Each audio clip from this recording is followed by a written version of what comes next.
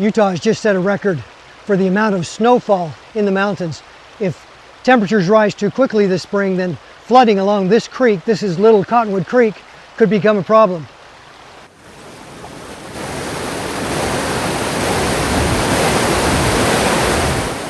When I was 15 years old, this creek was experiencing that snow melt, that flooding, and it undercut the banks, brought trees toppling down onto the river, created whirlpools. This is part one of a story that tells you about a young lady, 15 years old, that was with me, who got sucked down into a whirlpool.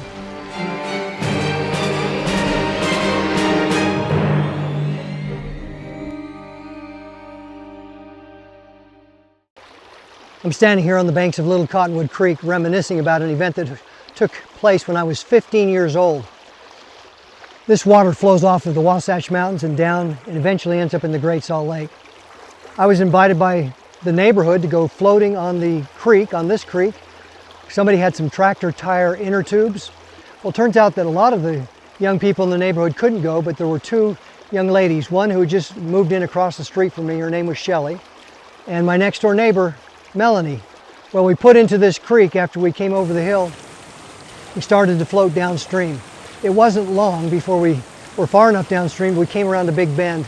And as we came around the big bend, the main current, which the water was, by the way, about 6, 7, 8 feet deeper than it is now and about 100 feet wide, spring runoff from snowmelt in the mountains was causing this creek to flood, and it was at flood stage, maybe just barely easing off of it.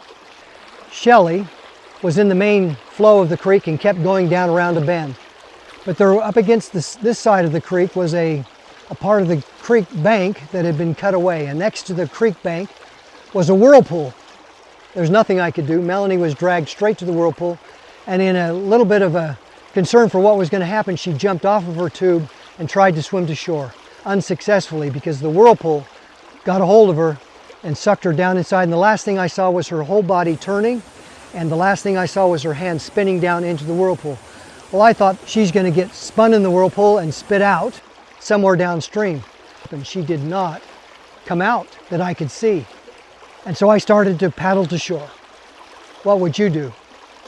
I did the only thing I could think to do, and I think any of us would do, is I got off of my inner tube as quickly as I could to shore. There was no trees like you see right here now against the bank of the river. But I looked for a stick. There was nothing to stick down inside that whirlpool. So I stuck my body out over the edge of this eroded bank and reached down into the whirlpool and could find nothing. So I inched a couple more inches out and grabbed this tree root to hold myself from going in with Melanie down inside there.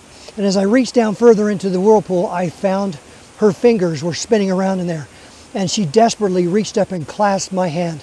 At least 60 seconds has probably gone by this point. And we were able to leverage her out of the whirlpool and just over to the side where she could come out of that current and come to the surface. She came exploding to the surface with sobs and cries of desperation, trying to get some oxygen and scared to death.